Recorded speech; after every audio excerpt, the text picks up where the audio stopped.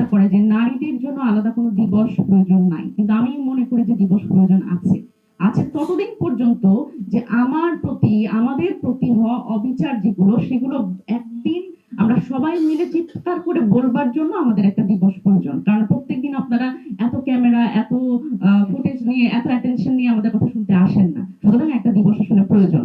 আপনাদের সকলকে নারী দিবসের শুভেচ্ছা এবং জাতীয় নাগরিক পার্টির পক্ষ থেকে অসংখ্য শুভেচ্ছা।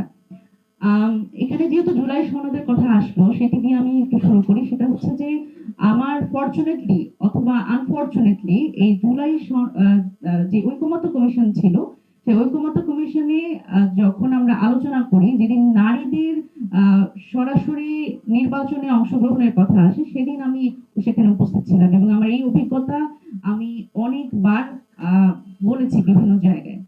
তো সেই অভিজ্ঞতাটা খুবই ভালো ছিল না, খুবই খারাপ ছিল। সেটা হচ্ছে যে আমি দেখলাম যে এই 5 আগস্ট পরবর্তী সময়ে রাজনীতিবিদরা যখন আমরা বারবার করে একটা বিষয় নিয়ে খুব কঠিন পরিস্থিতির মধ্যে আছি যে রাজনৈতিক ঐক্য হচ্ছে না, কোনোভাবে ঐক্যমত্যে পৌঁছাতে পারছে না, কিন্তু যখন আমরা এই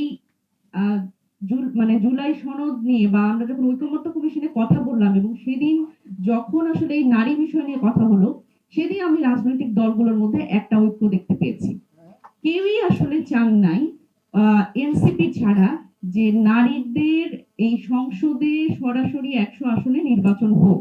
এবং আমরা বলছিলাম যে এই 100 আসনে সরাসরি নির্বাচন হতে হবে, প্রক্রিয়াটা কি হবে এটা নিয়ে আমাদের আলোচনা হতে পারে। কিন্তু সেদিন দেখলাম যে পুরনো রাজনৈতিক দলগুলো তারা কোনোভাবেই এটা মানতে রাজি না, এবং তারা বলেই দিলেন এক সময় যে এটি বাংলাদেশের যে রাজনৈতিক বাস্তবতা, সেখানে সম্ভব না, নারীদের 100 আসনে সরাসরি নির্বাচন সম্ভব না। সুতরাং এই যে দেখেন এখন বিরোধী দল, সরকারি দল নানান কথা আসছে, কিন্তু এই বিষয়ে কিন্তু তাদের ঐক্য ছিল। সুতরাং এখানে ঐক্যমত্য হতে তাদের কিন্তু অসুবিধা হয় নাই, কারণ কেউই আসলে সংসদে নিজেদের পরিবার, স্বজনপ্রীতি এবং যোগ্যতা অনুযায়ী, যোগ্যতা বিবেচনা করে নারীদের কিন্তু আসলে সংসদে নিয়ে যেতে চান না। বরং তারা এখানে প্রায়োরিটি দেয় যে কাকে আসলে নমিনেশন দেওয়া হলো না, তার আত্মীয়, তার স্বজন, তাকে আসলে কম্পেনসেশন হিসেবে এই সংসদে প্রতিনিধিত্ব করবার সুযোগ করে দেওয়া। এবং এর ফলশ্রুতি কিন্তু আমরা গত 17 বছর দেখেছি, সংসদে গান হয়, কবিতা হয় এবং অনেক কিছু হয়, নাটক হয়, সবকিছু হয়। কিন্তু এই আবার সেই 5 আগস্টের আগের বাংলাদেশে তো আমরা ফেরত যেতে চাই না। আমরা এখন নতুন বাংলাদেশে আমরা নতুন কথা বলতে চাই। আমরা বলতে চাই যে নারীদের যোগ্যতা অনুযায়ী আসলে রাজনীতিতে তাদের প্রতিনিধিত্ব নিশ্চিত করতে হবে, এবং এইটা কোনো কম্পেনসেশন না। এবং আমি মনে করি, দেখেন, সংরক্ষিত নারী আসন নিয়েও কিন্তু অনেকে মকারি করে যে সংরক্ষিত নারী আসন আসলে এখানে একটা পুতুল আসন। আমি নিজেও মনে করতাম, কারণ আমাদের সংস্কৃতি তাই বলে। কিন্তু দেখেন, সংরক্ষিত নারী আসনেও যদি আপনারা দল থেকে যোগ্যতা বিবেচনায় কেপাবল মানুষটাকে পাঠাতে পারেন, সে তো সংসদে নিরপেক্ষ কথাটা বলবে। কিন্তু আপনারা যদি নিজেদের আত্মীয় স্বজনকে পাঠান, তাহলে তো সে নিরপেক্ষ কথাটা বলবে না। আপনি যা শিখাই দিবেন সেটাই বলবে, এবং সেটাই আসলে করা হয়।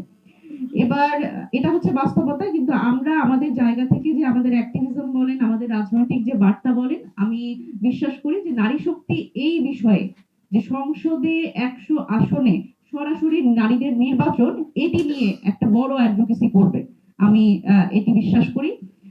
এবং এখন আমি যদি একটু আজকে প্রসঙ্গে আসি, সেটা হচ্ছে এই কথাগুলো বলা হয়ে গেছে যে দেখেন, পোশাক, বয়স, এগুলো কোনো কিছুই আসলে ম্যাটার করে না নারীর প্রতি যে সহিংসতা, কন্যা শিশুর প্রতি যে সহিংসতা, সেগুলোর জন্য আমরা এখানে আসলে দেখেন একটা কথা কিন্তু আলোচনায় উঠে এসেছে, ফরিদাপা খুব গুরুত্বপূর্ণ ভাবে বলেছেন যে আমরা কিন্তু দেখেন তনু থেকে শুরু করে তনু, আসিয়া, আমেনা, তাহিয়া, সবগুলো নাম কিন্তু আমরা জানি, আমরা মুখস্থ। আমরা তনু ধর্ষণের বিচার চেয়ে গেছি, আমরা বিচার চেয়ে গেছি, কিন্তু বিচার পাইনি। কিন্তু দেখেন, এর মধ্যে দিয়ে যে একটা সুপরিকল্পিত রাজনীতি আমাদের মিডিয়ার মধ্যে দিয়ে করা হয়, সেটা হচ্ছে যে যারা আসলে ভুক্তভোগী তাদের নামটা সকলের কাছে পরিচিত করা হয়, তাদের মুখটা সকলের কাছে পরিচিত করা হয়। কিন্তু আপনারা কয়জন বলেন তো যে এই যে ধর্ষণের সাথে জড়িত যারা এবং ধর্ষক যারা, তাদের নাম কয়জন আপনারা বলতে পারবেন? পারবেন না।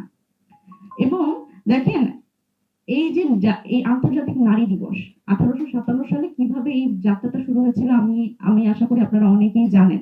তবু একটু বলছি, সেটা হচ্ছে যে একটা সুচ কারখানায় নারীরা আসলে তাদের কর্মঘণ্টা কমানোর জন্য তারা আন্দোলনে নেমেছিল, তাদের 12 ঘন্টা কাজ করতে হতো এবং এই আন্দোলনের মাধ্যমে তারা কিন্তু তাদের অধিকার নিয়ে কথা বলতে শিখেছে এবং পরবর্তীতে তারা কিন্তু ভোটাধিকার নিয়ে আন্দোলন করেছে। কিন্তু অত্যন্ত দুঃখজনক ব্যাপার হচ্ছে 2026 সালে আমাদের বাংলাদেশের একটা নির্বাচনে আমাদের সেই আবার যে রাজনৈতিক অধিকার প্রয়োগ করার জন্য নারীরা যখন মাঠে নেমেছিল, আমাদের একটা বর্বরতার যুগে ফিরে যেতে হলো। আমরা দেখলাম হাতিয়ায় এই একজন নারী তার রাজনৈতিক অধিকার প্রয়োগ করতে যেয়ে তাকে গণধর্ষণ, সংঘবদ্ধ ধর্ষণের শিকার হতে হলো। এর থেকে দুঃখজনক ঘটনা বাংলাদেশে আর কি হতে পারে যে একজন নারী তার ইচ্ছা মতো তার তার যেখানে ইচ্ছা সে ভোট দিতে পারবে না, তার রাজনৈতিক অধিকারটা নাই। সুতরাং এই যে নুসরাত বললো যে মানুষ, একজন নারীকে মানুষ হিসেবে প্রেজেন্ট করা, এটি কিন্তু চলমান। কারণ একজন নারীকে ধর্ষণ করা যায়, সে তার যেখানে ইচ্ছা সেখানে ভোট দিতে পারবে না। এবং আমরা সুবর্ণচরের যেই